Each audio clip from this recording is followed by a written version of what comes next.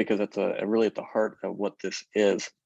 I come from a university that is fairly well resourced in terms of instrumentation, and we also focus on undergraduate education as my department is composed entirely of undergraduate students and the faculty who work with them. So we love working with undergraduates and giving them access to all the cool things in our department that have bright lights and go ping, but also produce some pretty beautiful data when it comes to looking at biomolecules and other things.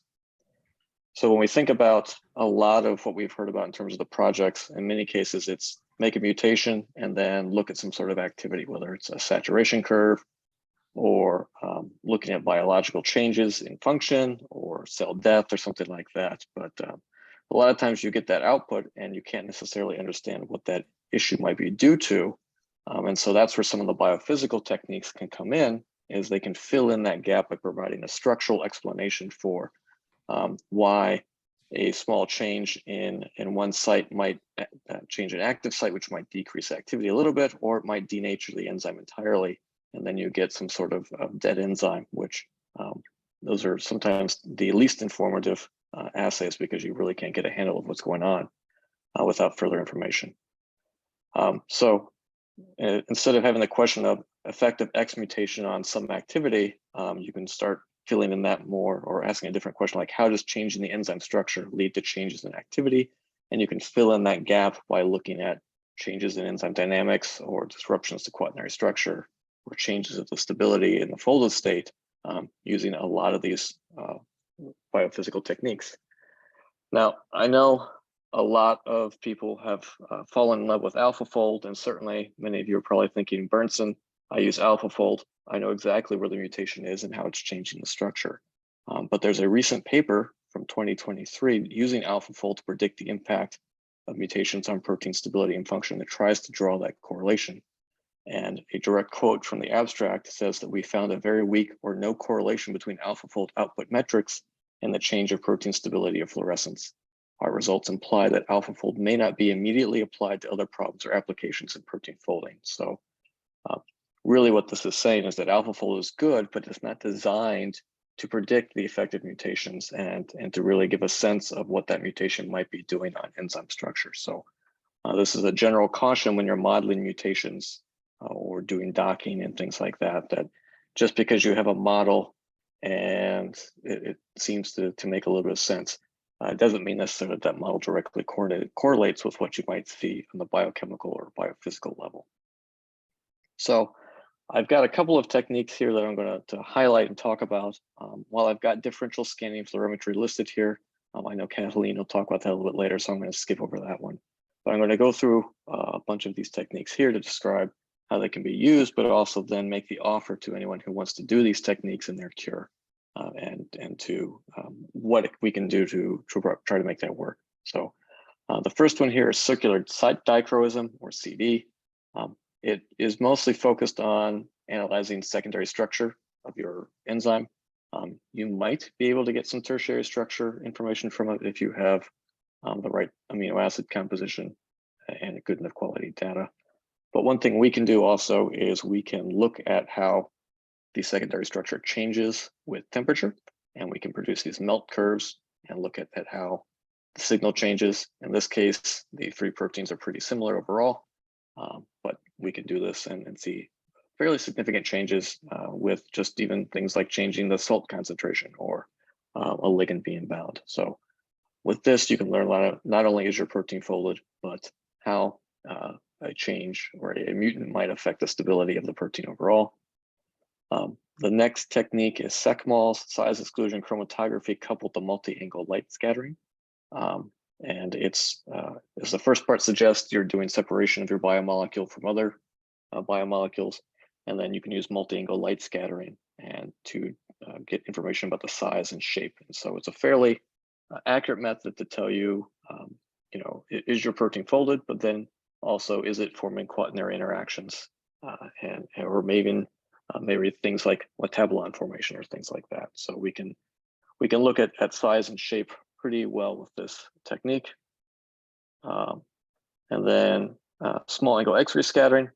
And this is one that is not used commonly, especially with undergraduates, but is a fun one to do.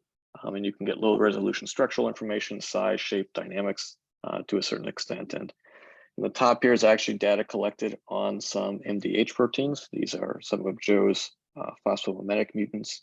And there are a few that form something that looks sort of like the wild type, which is shown in the blue dots. And then the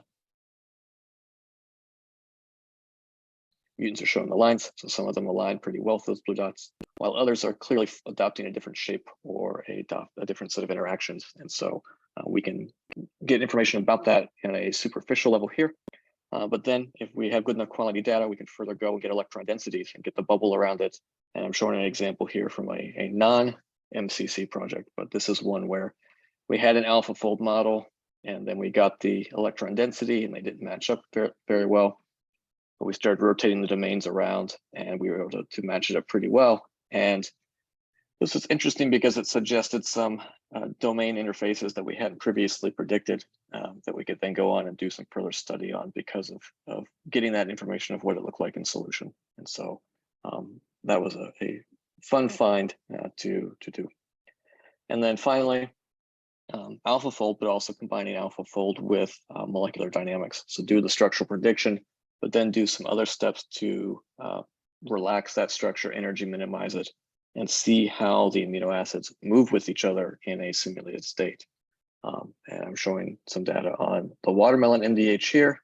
And we have looked at simulations with and without citrate bound to one of the subunits of the MDH, and been able to identify a series of amino acids that their dynamics change in the presence of that citrate, and they appear to connect one active site of one of the monomers to the other active site. So this suggests the mechanism of the allostery and how the message is being transmitted across the subunits from one active site to the other.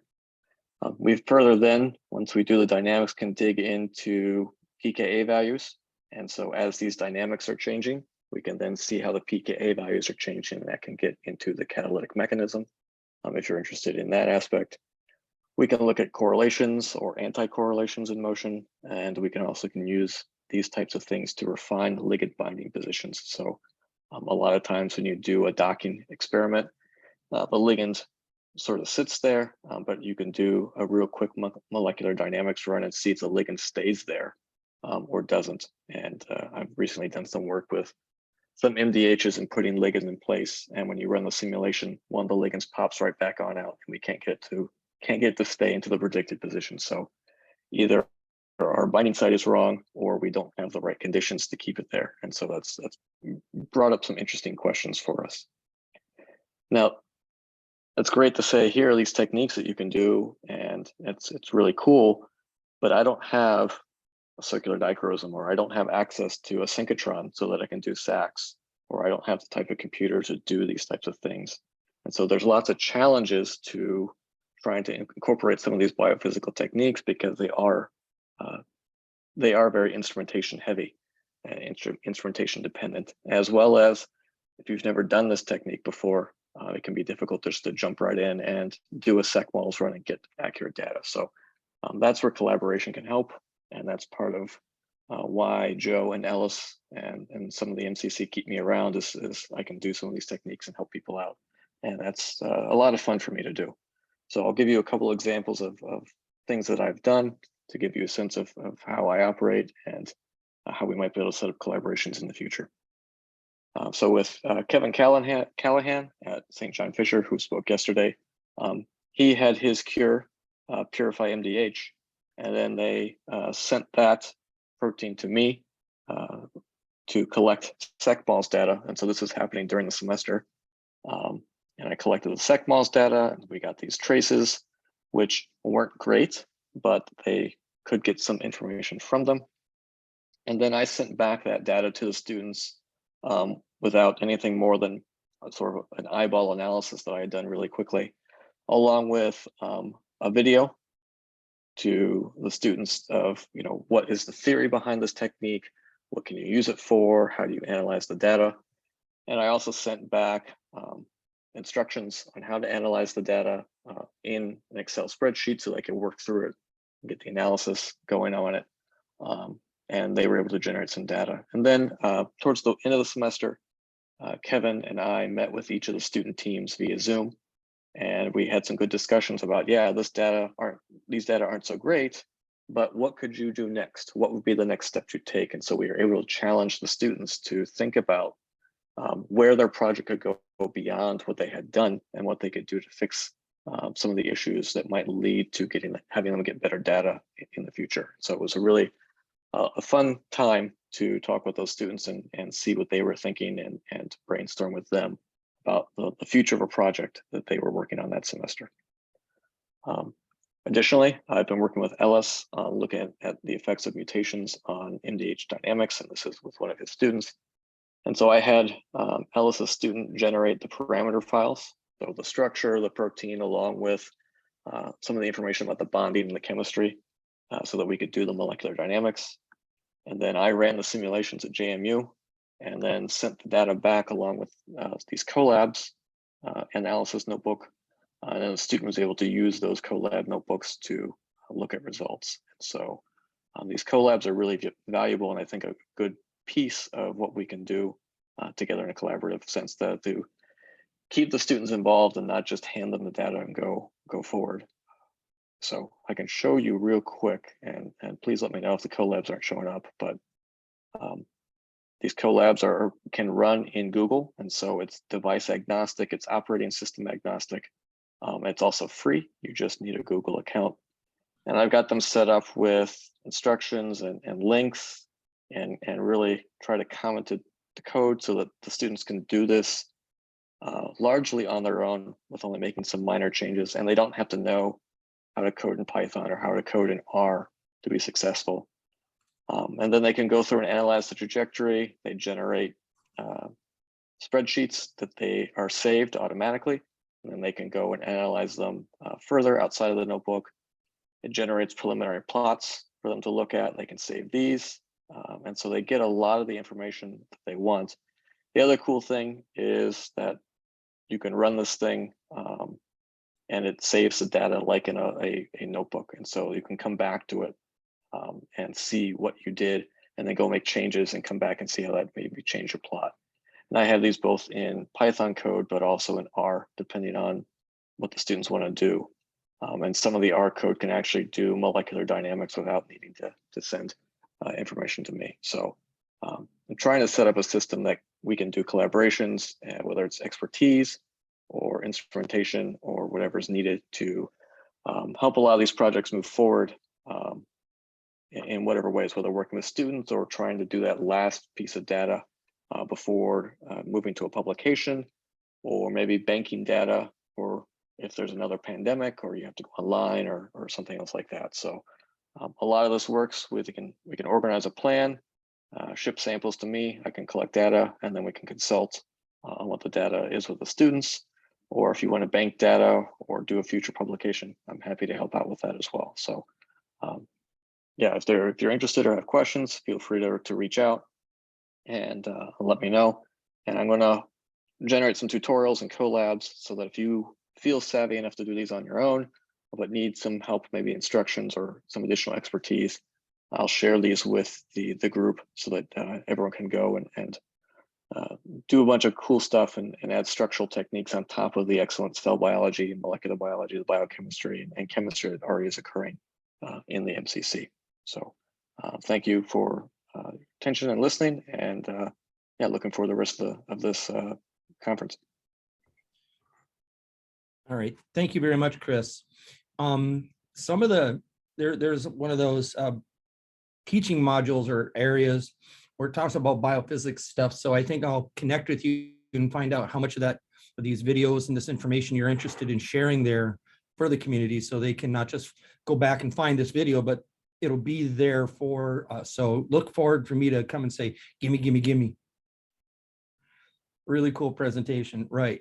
All right, so now Misty, unfortunately, in San Francisco wasn't able to come, but she's got a really cool project. And so I'm going to, she wanted to record it, and that was awesome. So we're gonna record her. I'm not sure if I can give a 2-minute warning to somebody who has pre-recorded this, but this is both a possible project and a technique that she's been discovering with her group there. So I'm gonna start Misty's talk. Hello, everyone. I'm sorry I couldn't make it in person to give this to you, but I hope that this will provide you a little bit of a... Can people hear that? Can somebody respond? Can somebody hear that? Yes. All right, thank you. overview of some projects that you could do, tell you a little bit about what we've been doing. And then I'm happy to talk with anyone at a later time. So at the very end, I'll give you my contact information and some ideas. So one of the things that I'm going to talk about today is a project that we did in my biochemistry course during the fall 2022 semester.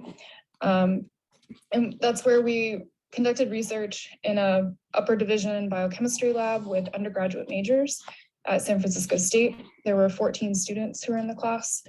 And then after we conducted this research, we kind of merged students into my research lab. There were 8 students from that class then that joined my group and started to perform independent study research in a course called Chem 699. And the goal was to reproduce and validate some of the experiments that we had done during the CURE course, and then try and see if we could extend this research out to something that I was particularly interested in my research group on acetyltransferases. And so what I'm going to give you slides with lots of information on it, just because I won't be able to answer your questions. So if you have questions, you can come back and look at this, or again, contact me later on. But the way that I implemented this in the course is that I designed a CURE module on protein purification. And we used standard protocols that we had implemented before to purify the watermelon glycosylate MDH protein via nickel affinity chromatography. And in my group, we are using FPLCs. But everything that I'm telling you about can be extended into gravity flow sorts of approaches. This clone that we were using, it has a non-cleavable C-terminal polyhistidine tag, so it's a poly 6 at the C terminus. And everyone in the class performed this experiment in pairs, and then they gained kind of in-depth training on how to use the FPLC to purify a protein. So this is kind of like a introduction into how do you purify a protein, how do you purify it using an FPLC, and use the instrumentation. And then we transitioned into student-led groups on various research projects that kind of morphed out of protein purification strategies. And there were 4 different groups that we had.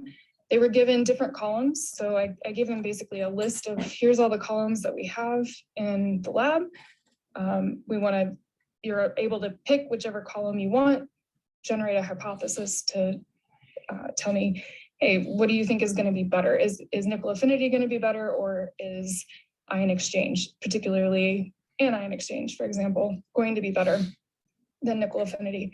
And I think at the very beginning, it was really around, can we even use any of these other kinds of technologies to purify this watermelon protein? And the motivation behind this was mainly, at least on my end, to ensure that students were getting more background than just nickel affinity chromatography, so they could get some practical sorts of hands-on skills, because at least in the Bay Area, that's a very marketable kind of skill to have, to be able to purify proteins. And so I'm really interested in connecting techniques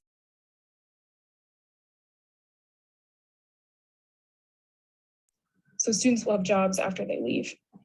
And so what I found kind of interesting is that everybody thought any kind of chromatography besides nickel affinity was going to be better than nickel affinity.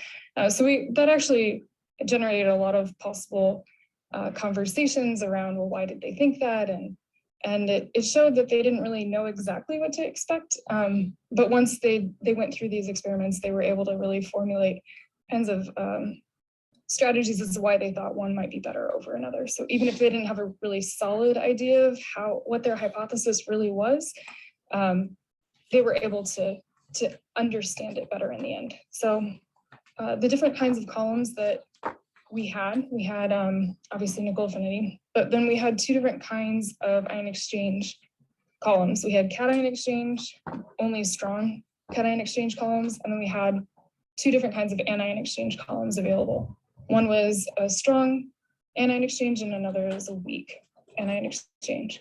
We also had a gel filtration column, so just like a desalting column. And we decided to just kind of add that in, just so that we could expand the possible columns that they could choose.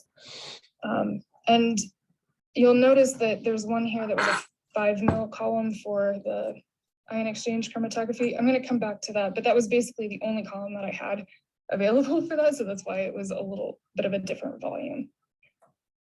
What the typical flow then, like I mentioned before, was that we perform nickel affinity chromatography. This is just an example of one of the chromatograms from the students in the lab. Our protein is eluting here.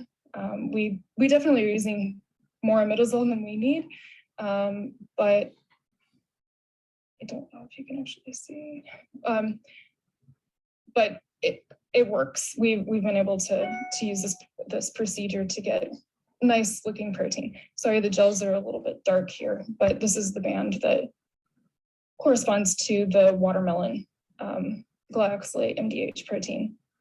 And one thing that I want to just make note of is the pH that we're using across all of these different techniques, because that's going to become important, and I'll explain why in just a second. But here we're using a buffer that's at pH 8.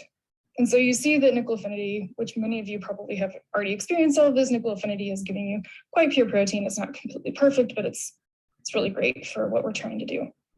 And what we did was, I'm just going to show you the results for all of the different students, the different groups rather, what kinds of data they got.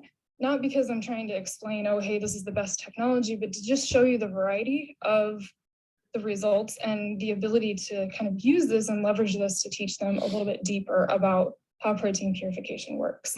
And so if you compare like this chromatogram for a DEA column, which is a weak anion exchange column, you see that students were very surprised because they didn't get just one brilliant peak coming out for the elution profile.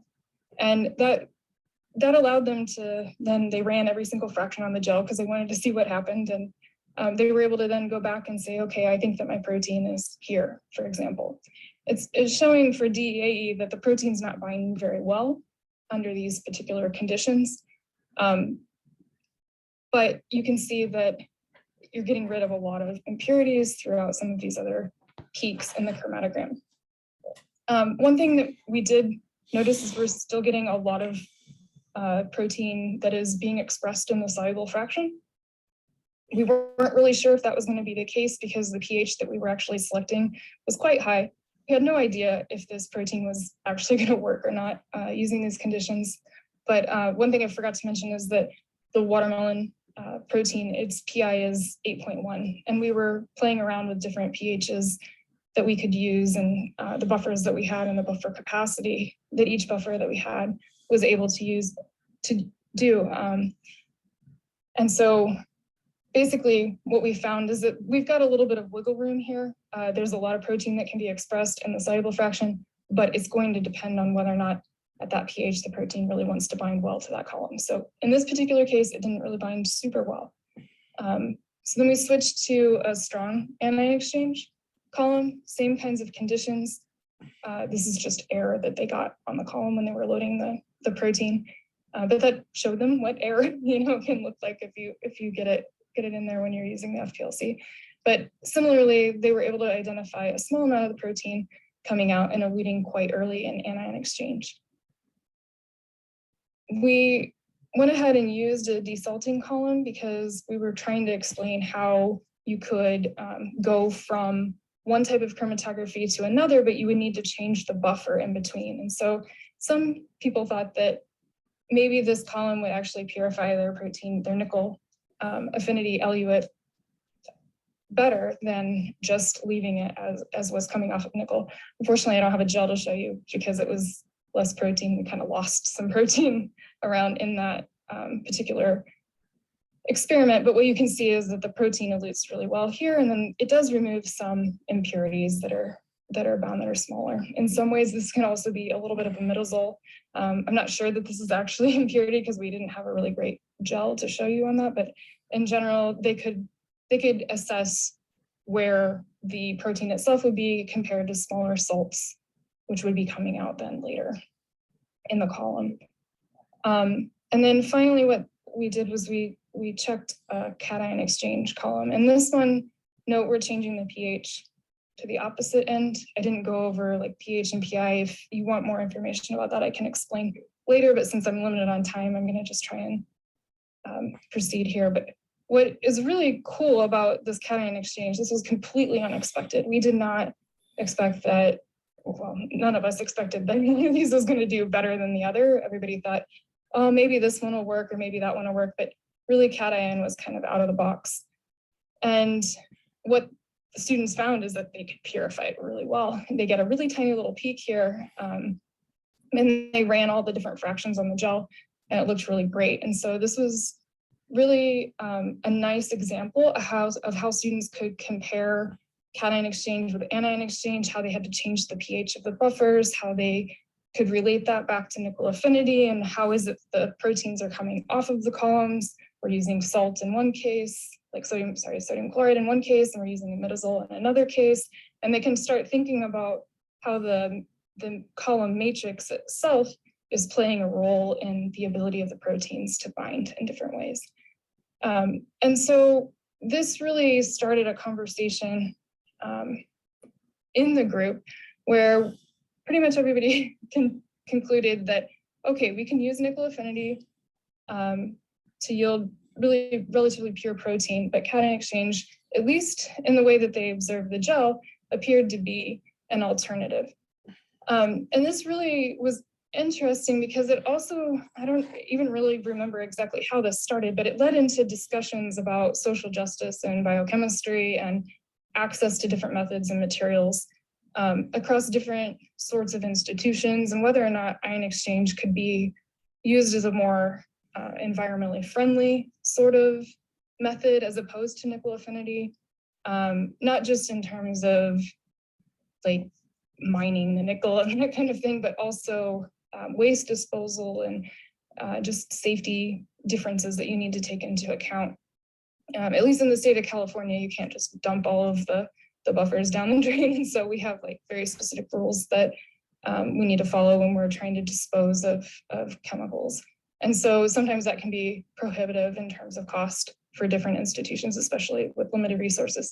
And the students really just latched onto this idea and they got really engaged in it and were really passionate about trying to see if they could test this in the future. And so at the end of the fall semester, those students then decided they wanted to look into this in more detail. And so one of the very first things that they wanted to do was say, okay, we have this preliminary data from the fall semester, from the class, can we actually reproduce the results, or was this just a fluke during the semester? And they also needed to figure out if the column size was going to affect the purity. They hadn't taken very good notes about which column they actually used. And so we ended up designing an experiment for them to test a couple of different column matrices in addition to what we had done before. I'm going to stop there. She has a lot of different ideas moving forward. She's excited to share the cation exchange results. I mean, that's really nice. You can purify this, don't need the nickels, reusable materials. So if you're interested in learning more about that, I will post the entire video. She just spends a couple minutes talking about some future projects and things on the new website. Feel free to reach out to her.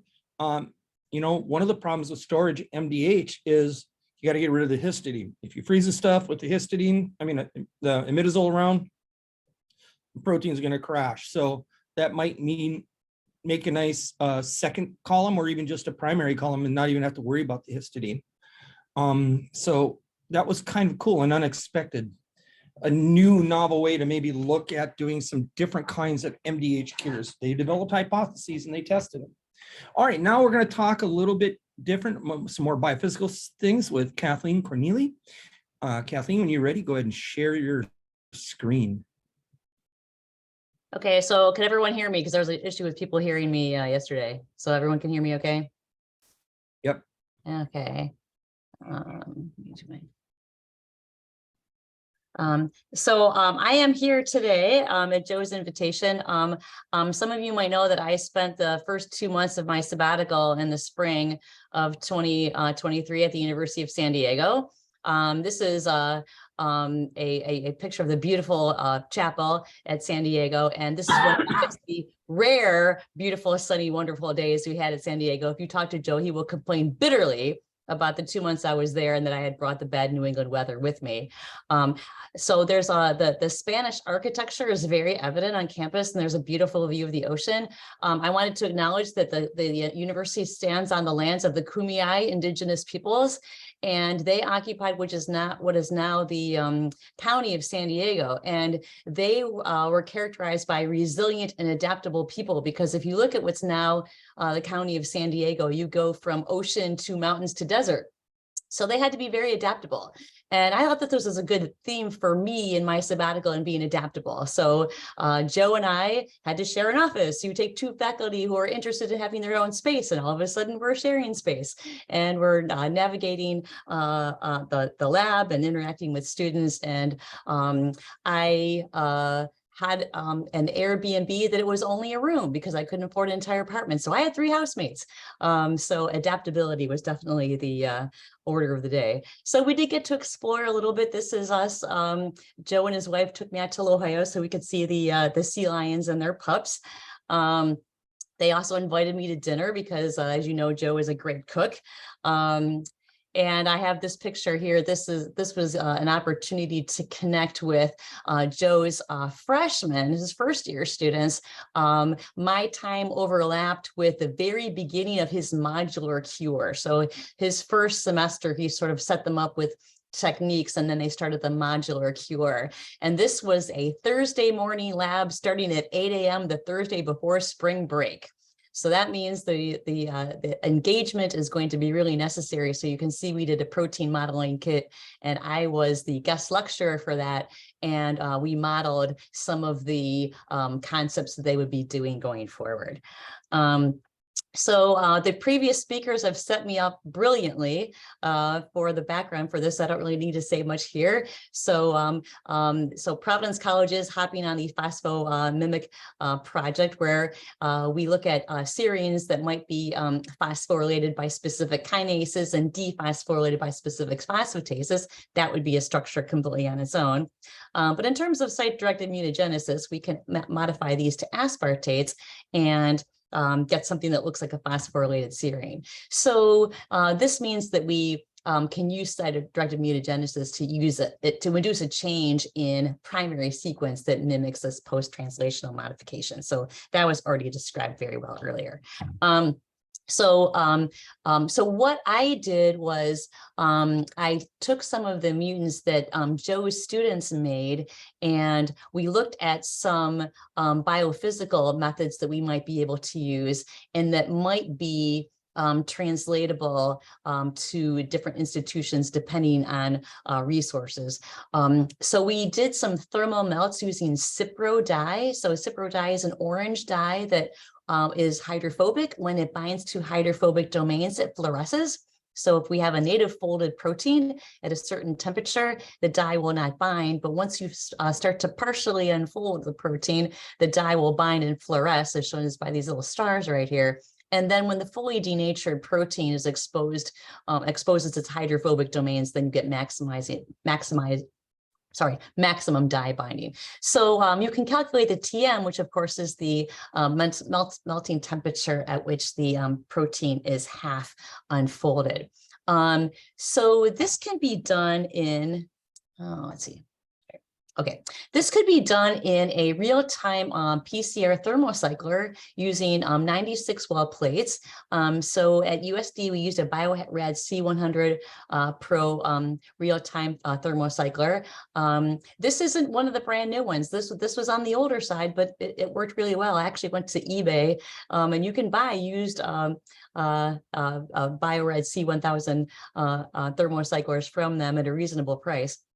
So what you do is use the programming function to increase the temperature by 0.5 degree from a minute, and you go from 15 degrees to 95 degrees to unfold the protein. And then you program the thermocycler to take fluorescent readings every 30 seconds. And because you're using 96 well plates, there are all kinds of things that you can do here that have been mentioned by the previous speakers. You can vary pH, protein concentration, ligands, buffers, protein-protein interactions. It's really easy to set up a lot of different conditions and do lots of different experiments. The output looks something like this, where so this is a diagram of my 96 well plate, and here I've just sort of highlighted 6 of my samples right here. So you get the nice melting curve right here, and if you take the first derivative, then this is an average of 6 replicates. So this is just MDH1 at pH 7.4. So the melting temperature is 53 degrees, and the replicates are usually very good. So I did thermal melts of lots of different conditions. So this is just a sample of some of the data that I collected, looking at MDH1. I had some different batches from Joe's students, and these are some of the phospho mimics that they made. And there could be small variations in the TM, but the other thing that we sometimes saw is a first derivative curve that looked like this, where maybe, for example, this unit, this serine to aspartate meeting at 236, we get a partial unfolding at a lower temperature first before we get the complete unfolding. So there are lots of nuances that you can see in the melt peaks, and you can correlate that to, how does the change in the primary structure lead to this change in the melting temperature. So the next experiment that I did was size exclusion chromatography. So MDH can form dimers and tetramers.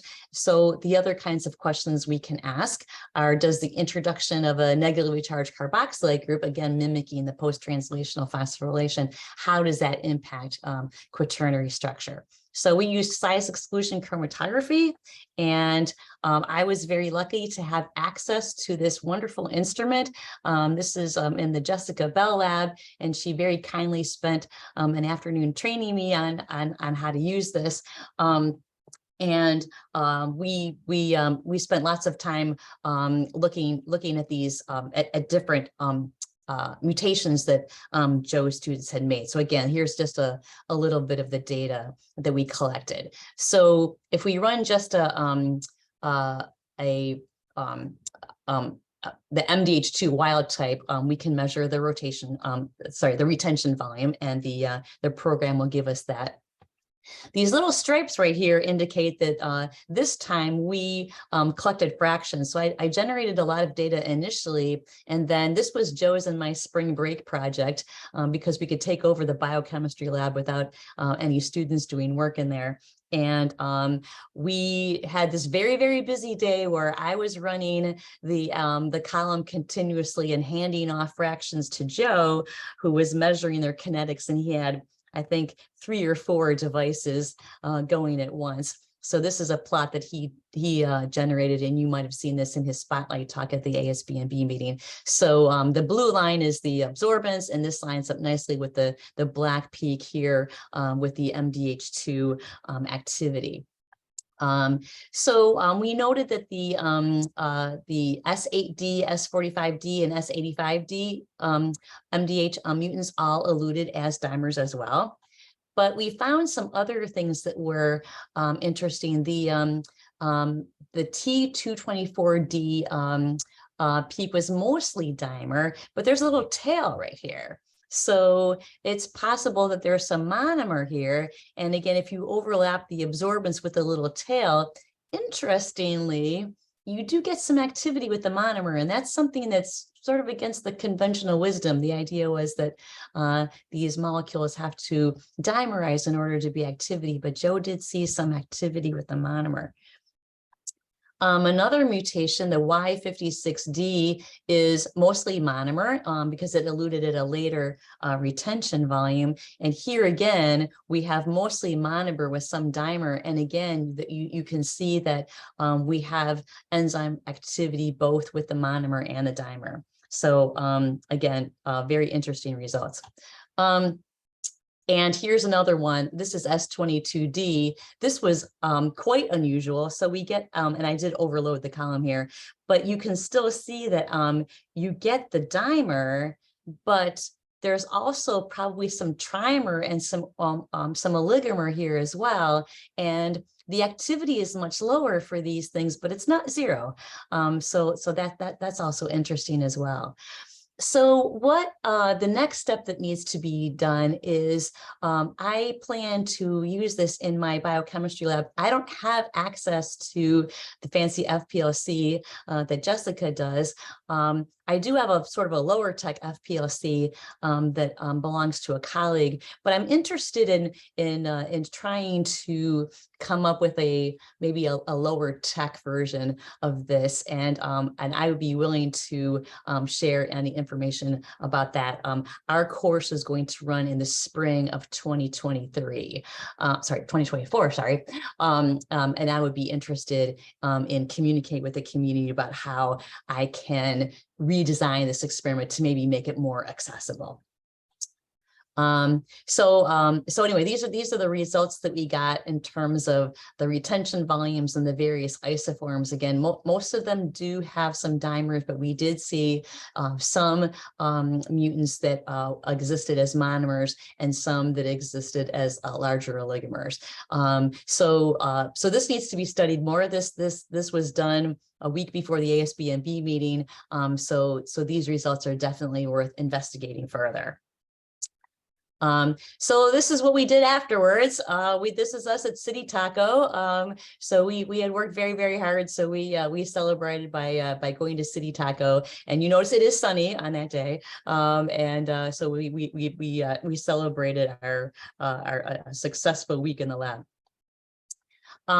So with that, I will end. That's my contact information up there. I want to acknowledge Providence College. We have an alumnus donor that was able to fund some of my housing, and of course the University of San Diego, where Joe shared his office with me. His students were great, but I felt that Andrew Polito was especially helpful to me in helping navigate the lab. Jessica Bell, of course, is the department chair and was very good at welcoming to the department, as well as teaching me how to use her column. And Christy Holt is the secretary for the department. Of course, nothing would get done without Christy. So I will stop sharing, and thank you for inviting me, and thank you for your attention. Great, thank you. Yeah, and Chris, I think you're 100% right on the SACs, SEC SACs on some of these things. I am always interested, to find a less expensive way to do some of these melts, and whether it's in a fluorometer or even a more crude old school wise, where you would take a sample and put it in and out of whether it's a plate reader or some other kind of fluorometer with a handheld sample. You literally put at different temperatures to see if you can kind of come up with some of this data for a cure. Because if you don't have the right excitation emission pairing, you can't do the CyberPro, CyberPro, and a Cyber dye. And then the other option is doing a CD spec, which is even harder to come by. But great work, and thank you, Kathleen. So Amy Springer and Lisa Gentile earlier this year gave a really nice seminar webinar on some hints and hacks on the enzyme assays, and I thought it would be nice to have her talk a little bit about what she did there. That video, I'm not sure where it's available on the current website, but we'll definitely be featuring it on the new website. So I'll hand it over to Amy. All right, thanks. Yeah, what I'm going to do, especially given the lateness of the hour, I'm really this is just going to be some kind of highlights from that, and I do have that link, and maybe Joe, you can stick that link in the chat as well. Oops, where'd my share screen go? For that, I'll also put it in the Slack, so that way it hangs around for a little bit longer, because once we quit, it's gone. Yeah. So yeah, I mean, I just was gonna say a little bit, if you haven't done a lot with the MDH assay, these are just some kind of key pointers, and if they might just, if they lead to more questions, then certainly watch that video and then talk to us offline for what your questions are. So the link is that YouTube link on the slide there, and I think yeah, we could put it in the chat and then also put it on Slack. So one of the big things when you're doing the MDH assay, and that confuses students to no end, is that we actually run it in the opposite direction. And I could not find a good figure of the direction we run the assay in. So I put the standard figure backwards because I think it is kind of confusing to students anyway. We actually run in the oxaloacetate to malate direction. That's the spontaneous direction under normal conditions. Obviously the cell and in the constraints of the citric acid cycle can send it the other way, but this enzyme, in the cytoplasm is probably mostly running the oxaloacetate to malate direction, and so students don't always remember that, and it's not really easy for them to look it up and find it. So that is one thing that confuses students when they're doing this assay. The other thing that confuses students is that we're actually monitoring over time and watching a loss of absorbance.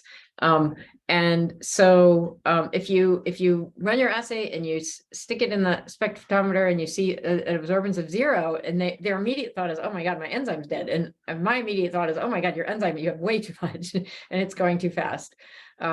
So that's another thing that's confusing. And also, if they take their data and then forget, when they start computing their data and forget to do the subtraction, they'll end up seeing a loss of activity, which should actually be a gain of activity. So making sure students understand that they are looking at a change going down is important to tell them.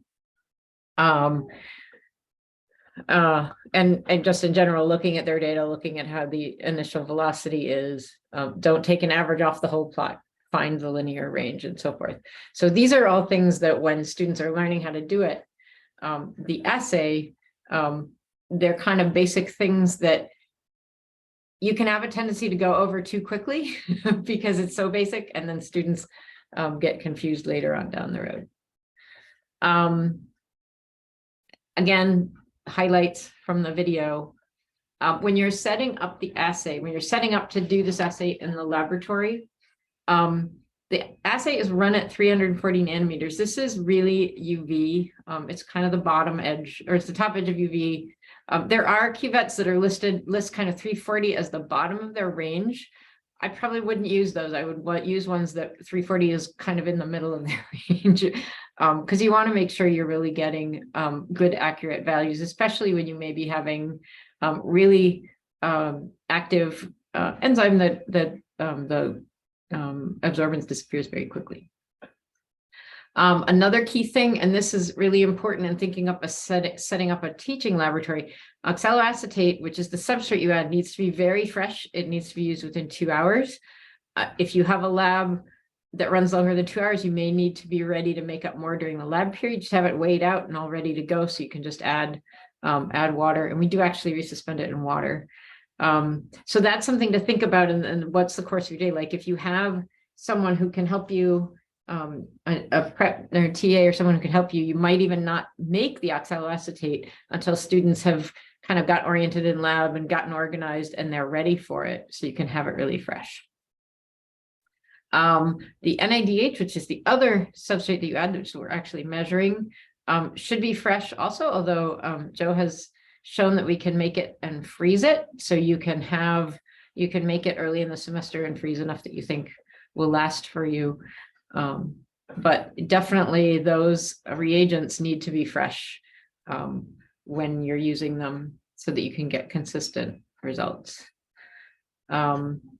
Another thing is that because it's a subtraction, you really need to know where your starting point is. So we call it a no enzyme control, but it's the NADH, but no enzyme control. I always like to remind people that's really important. If you're just following it on a in a real time in a spec, you can measure that before you add the substrate, but you really need that value to be able to subtract from, or you can't tell what your change in absorbance was.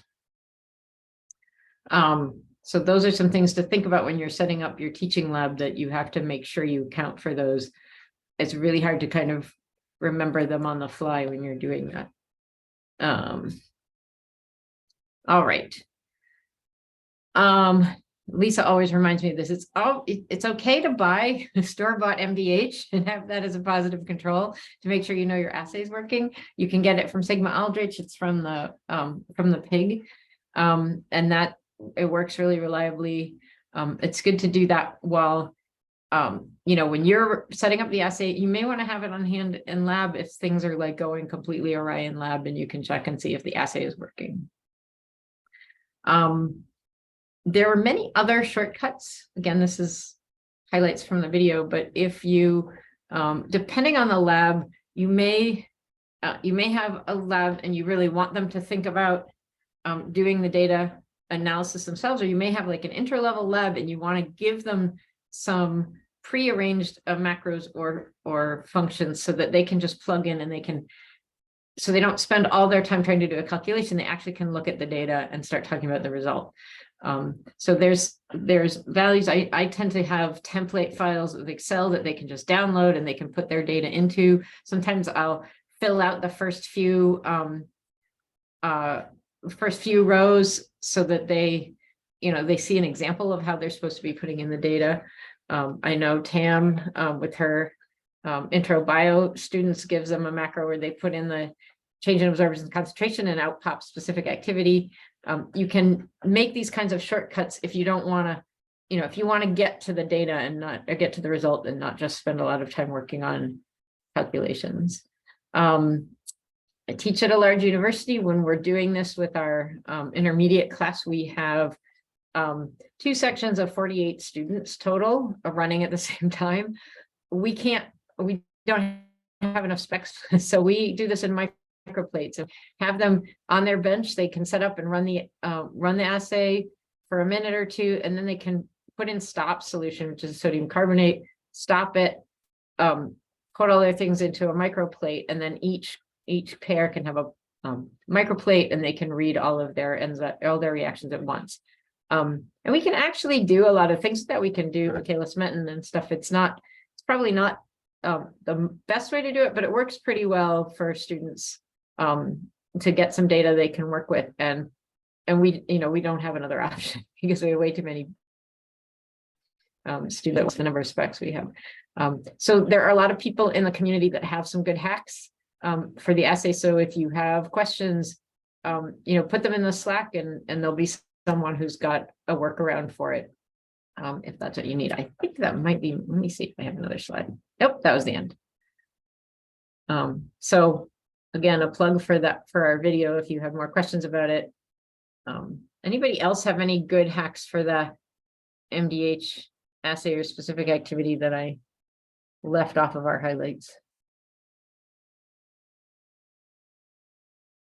Not a hack, but you're commonly misunderstood. Those are awesome. Those are really, really good ones.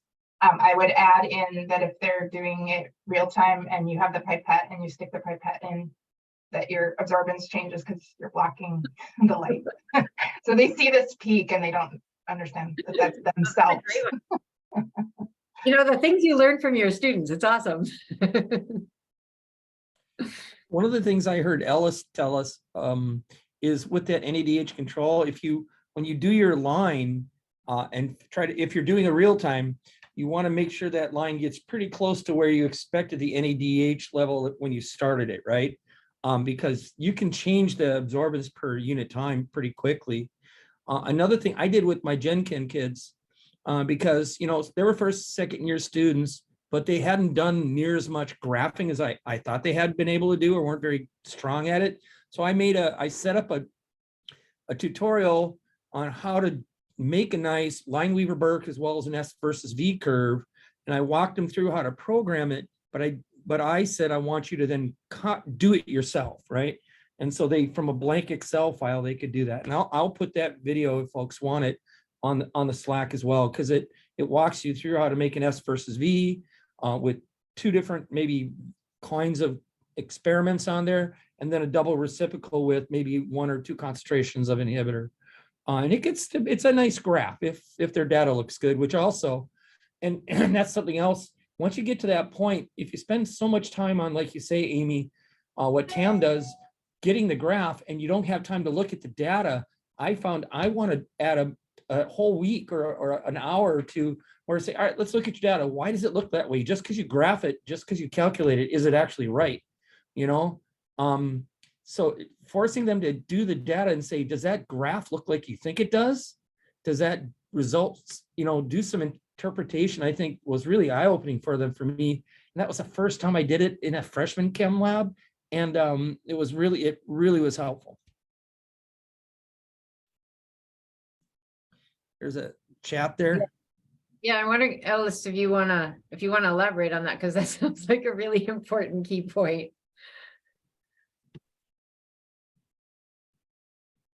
Yeah, the biggest problem in getting good initial rate kinetics, and Joe emphasized that, it extrapolates back to your starting point, which is sort of the way it's initial rate kinetics.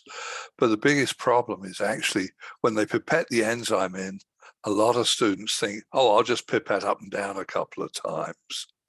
That is a great way to measure diffusion, because the rate will keep changing as the enzyme diffuses through the solution.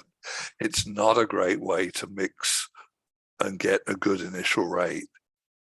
So that's the other thing that I find students, once they realize they've really got to mix this stuff thoroughly and quickly, so they get the initial rate. Yeah, so mixing up and down more, or stirring more vigorously, you mean? Well, actually, the way we do it is I demonstrate. I stand there with a disposable Pasteur pipette. I expel the air out, I pipette in, I suck the solution up, suck it, and squish it back down again. And that mixes efficiently.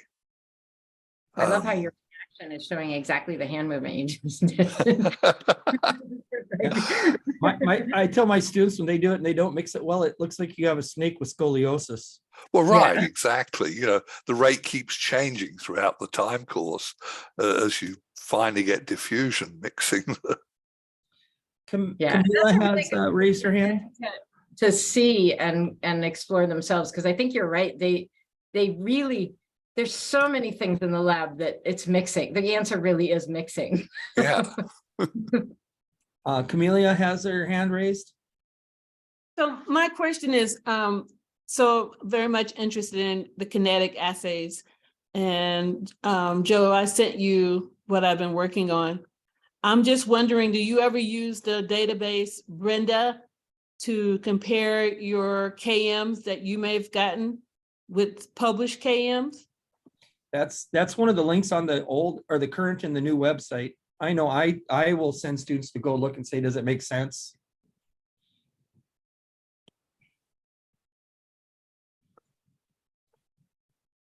Yeah, and one of the things I don't. Yeah, one of the things about comparing with quote published values is if you have different, for instance, if you're measuring Km for NADH, if you do it at a series of different oxaloacetate concentrations, the Km changes. So, you really have to be careful looking at exactly the concentrations and thinking about. But, it's always good to know what's in the literature.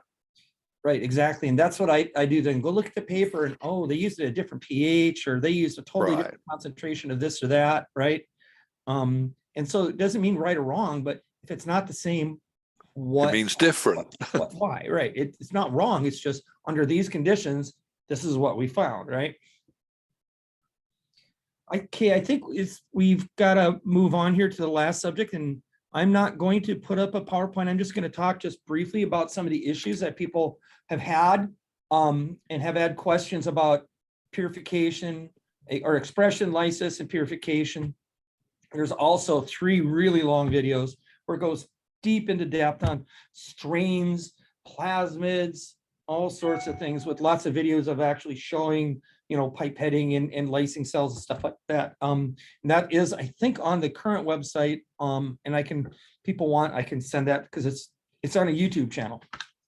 And there was a moment where I was needed and I eventually did X out or edit out part of where I was getting frustrated trying to record and make mistakes. So I think that's all nice and cleaned up now on YouTube. So let's talk about expression. So we have all of the clones, mutants and wild types in one of two different backbones, plasmid backbones. Anything that's watermelon or what we call the MGH, watermelon, MDH, GFP, and his tag protein, those are in the PQE60, the old QIAGEN backbone. Those are ampicillin resistant, and they do not need any additional components or helpers to do the expression. They're strong expressors. They work really well. So, DH5 alpha is not the best strain, but XL Gold works well. BL21 plain works well. They work well in a whole bunch of different bacteria strains.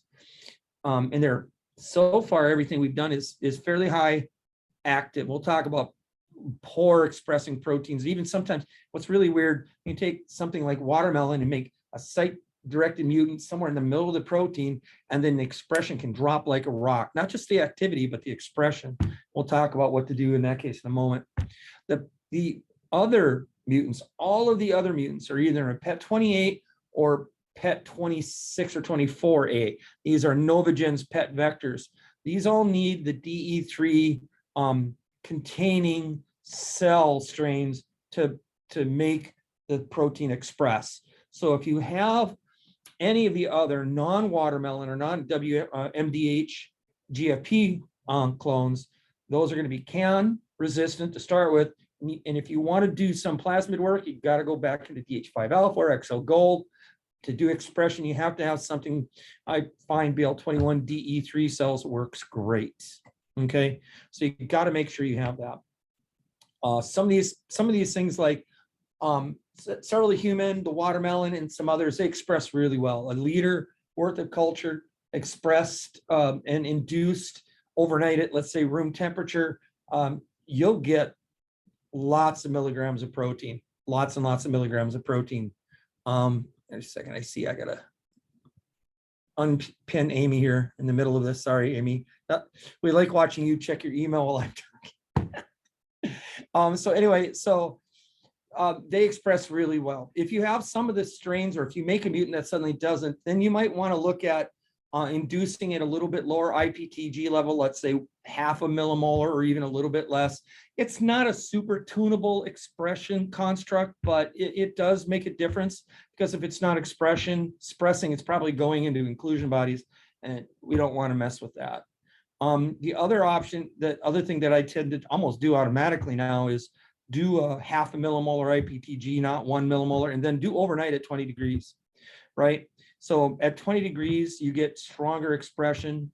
What I'll also do is when I do my overnights, I try, if I have a really troubled expressor, you never want to get your bacteria culture over 0.6, 0.7 absorbance in density or optical density in that process until you start initiating the expression with the inducer.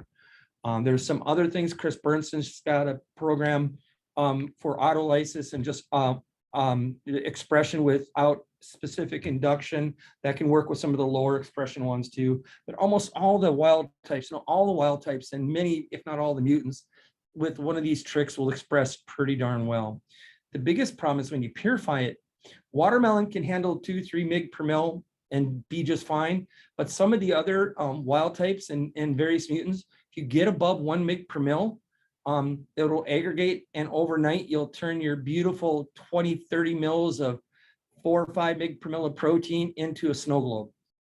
Okay, so oftentimes I make sure that at the end of the day, I just do a quick little Bradford. I have a 0.5 mg per mil Bradford, a 0.75 and a 1 mg per mil Bradford, and then I take my lysate, but my purified protein, and I throw it in another Bradford tube and say, okay, that's darker than 1 mg per mil. I need to dilute it up so that way it's ready to go overnight. Watermelon, not so much, but almost all the others.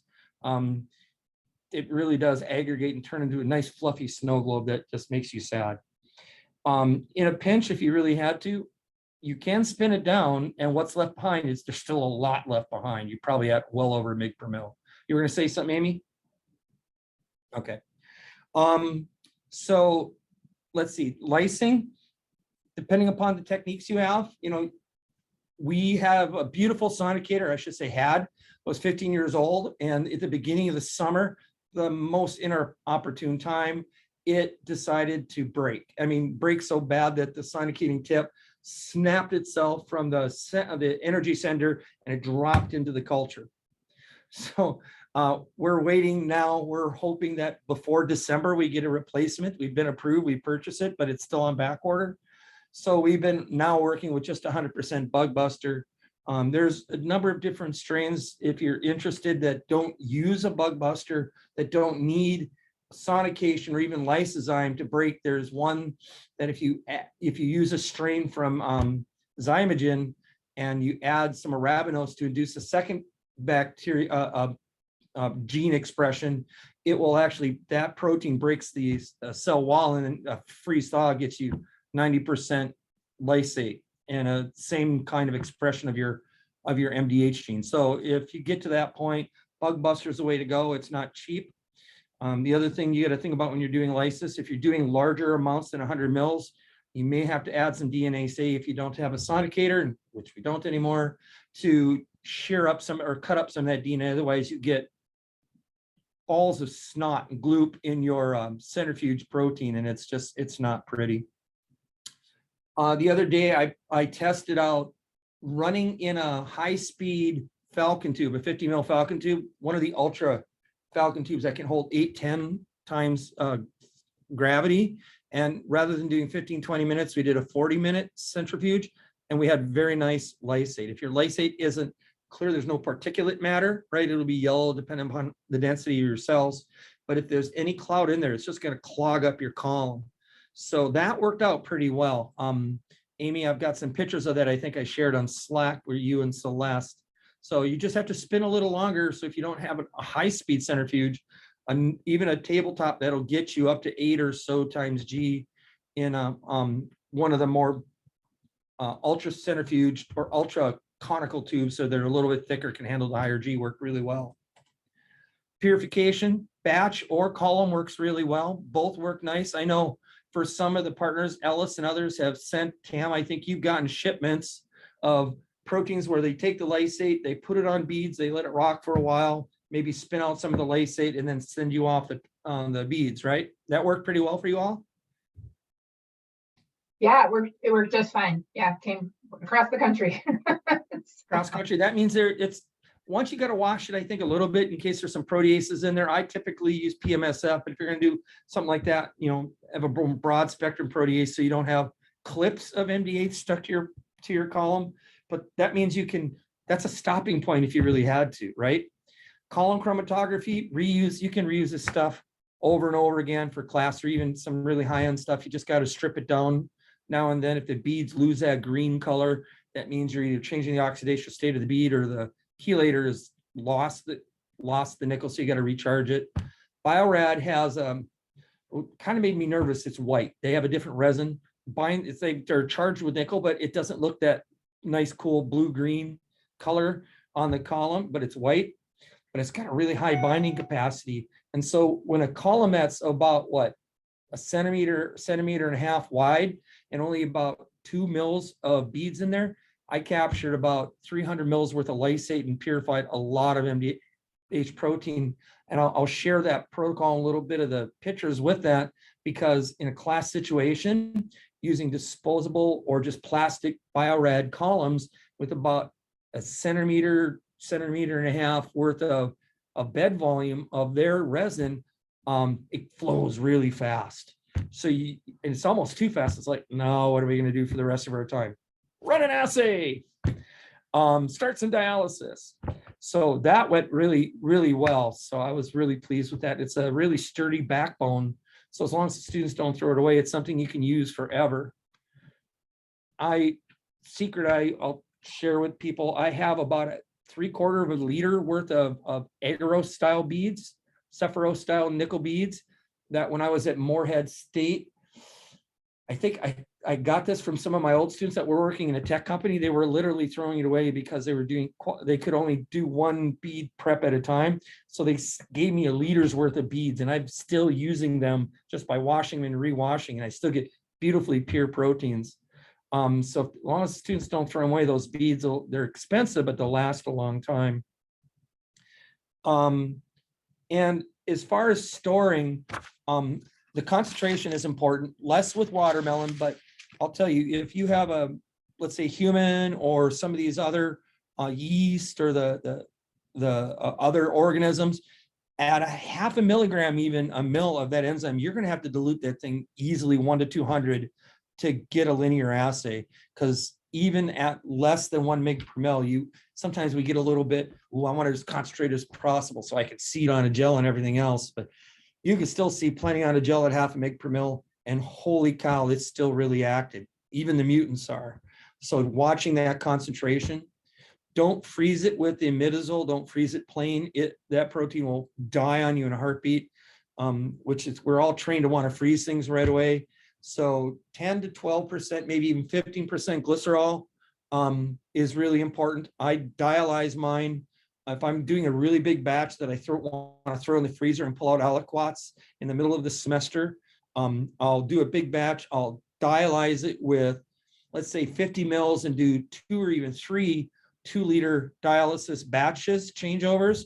And on the last one, I'll do a smaller volume and then include 10, 12, 15% glycerol. So that way I get the glycerol in there without just flat out adding and diluting it.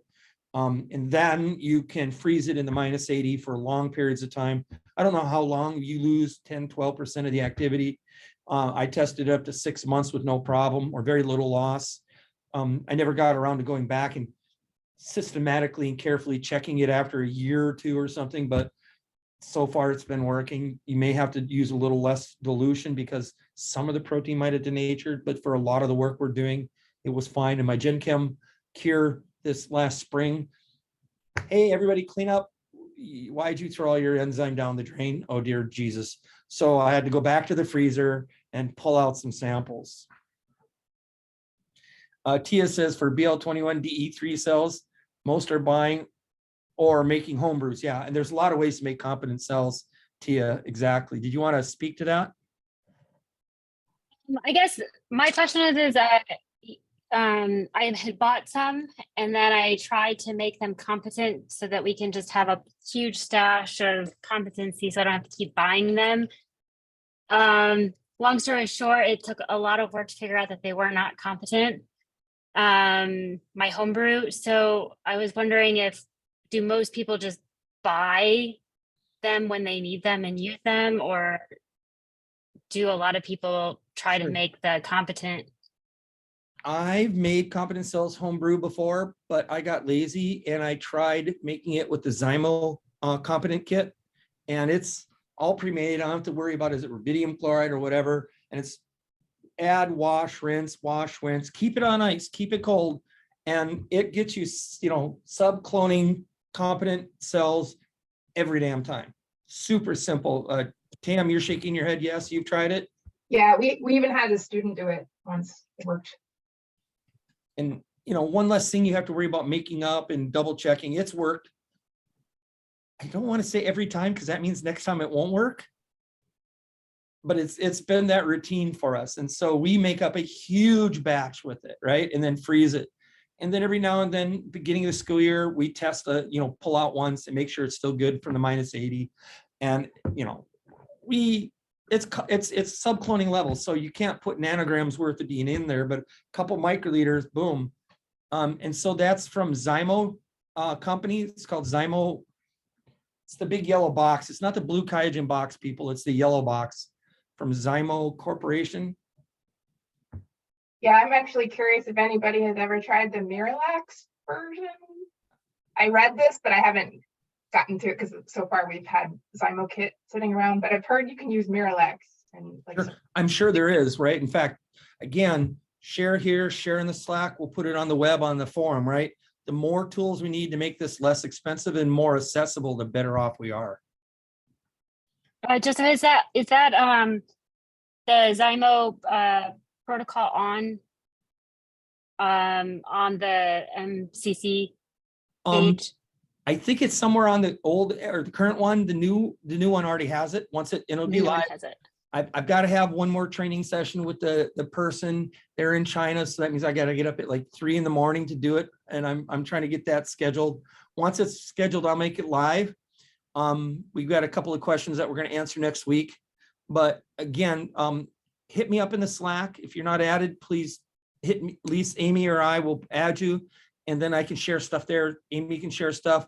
Lisa Gentile made a bunch of these protocols for last year's cohort, including some of the Zymo stuff. So yeah, we'll share 100%. And just for now, we'll do it in the Slack if you can't find it on the current website. Thank you.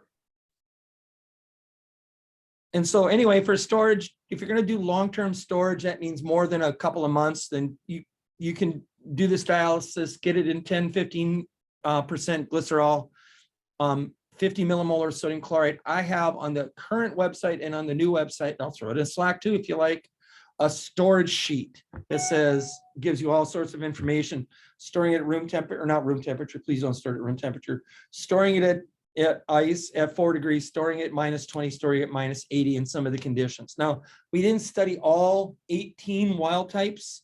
We studied 5 or 6 of the most popularly used ones or currently used ones. I don't think that the others will act all that differently. But again, it's get rid of the imidazole if you're going to go freeze it. Most of these, if you add some glycerol and get it below 1 mg per mil, except for the watermelon, you can store that in your fridge for the whole semester and you'll lose very little of the protein. I think Kathleen saw some precipitation. She spun it down. And Kathleen, you saw there was a lot of activity left behind, right? Sorry, hang on, I had to unmute myself. Yeah. I did not warn anybody. Yeah, there's doing utility work outside, so I want to make sure I didn't make too much noise. Yeah, so yeah, just spinning it down to get rid of the precipitate. There's still lots of activity left. So yeah, it worked fine. And Amy, I mean, we sent stuff to you and Celeste and Amy Springer and Amy, or both Amy Prente and Amy Springer, and it took way too long. In the box was cool, but not cold, and the enzyme was active, right? Okay. So, that's kind of at the end of this. If anybody just wants to chat or ask some questions, let's do that. Otherwise, the formal part of the presentation is done. I'll hang out for 10-15 minutes to talk to whoever wants to. If you have some questions, let's ask it. There's Cam put in the chat, the Zymo Research Company. Thank you for your time. We're going to be doing some different, more in detail talks about groups. I'm going to have a phosphate group or phosphopurification, mimic group where we just talk about that research and who's doing what, coordinating things like this. And we'll do some of those along with some training throughout this little bit of the summer and then into the school year. Thanks, everybody.